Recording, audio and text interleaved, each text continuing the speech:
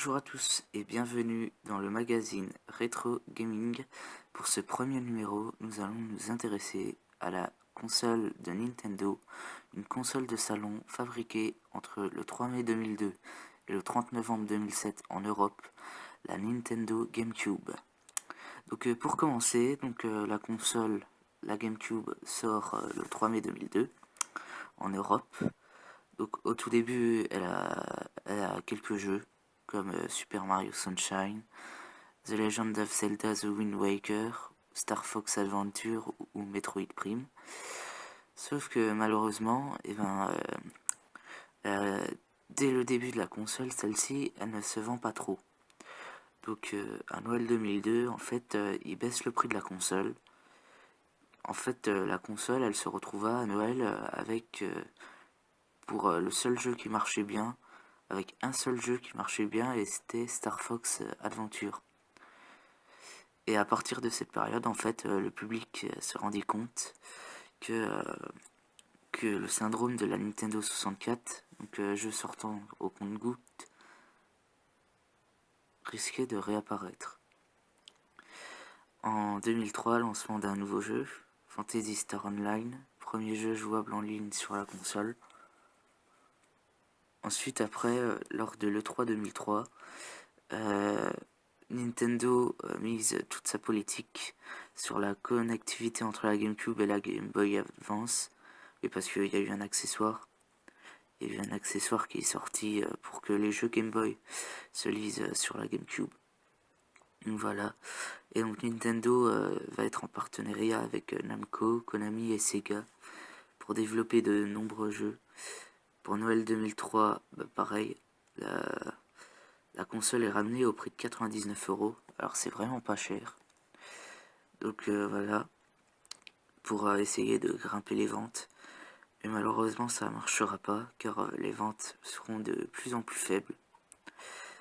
Et lors de l'E3 2004, Nintendo présenta une nouvelle gamme de jeux.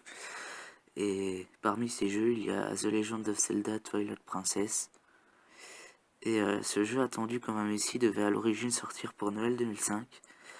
Mais quelques mois avant sa sortie, Nintendo a décidé de le reporter à 2006 pour développer une version sur sa nouvelle console, la Wii.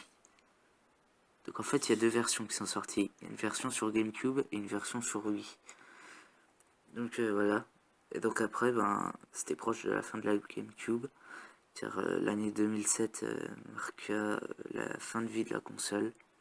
Et donc très peu de jeux sortirent sur cette console. Et Nintendo abandonna la GameCube, quoi. Il la laissa pour se consacrer à la Wii. Mis à part The Legend of Zelda Twilight Princess qui sortira sur GameCube et Wii. Et donc malgré ces excellents jeux, la GameCube durant les 5 années elle rencontra pas beaucoup de succès. Elle totalise que 22 millions d'unités écoulées. Bon, c'est un peu mieux que la Wii U, là qui s'est arrêtée l'année dernière. Mais bon, la Wii U c'était 13 millions d'exemplaires, là c'est 22, bon. Et donc en fait pourquoi elle a pas eu beaucoup de succès? Parce qu'en fait, d'année en année, il y a eu moins de jeux qui sortirent. Par exemple, en 2002, il y a eu 150 jeux au départ. Ensuite, en 2003, il y en a eu 111. 2004, 80. 2005, 63. Et puis voilà quoi.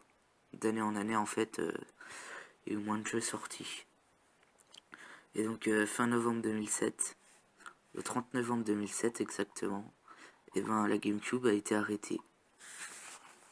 Dans toute l'Europe, la production a été arrêtée, même dans les autres pays, je crois. Donc voilà.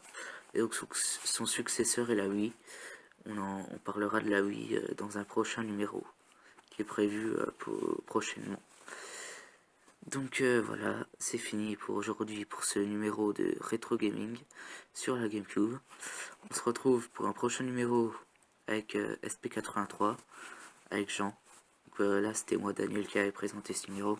On se retrouve avec un prochain numéro avec Jean sur la Nintendo 64. Donc c'est la Nintendo 64 qui a précédé la GameCube. Donc voilà, c'est la fin de cette émission. On se retrouve pour un prochain numéro sur la Nintendo 64 avec Jean. Bye bye à tous et ciao. No such thing as fate for those who speed a path at a time instead of just living in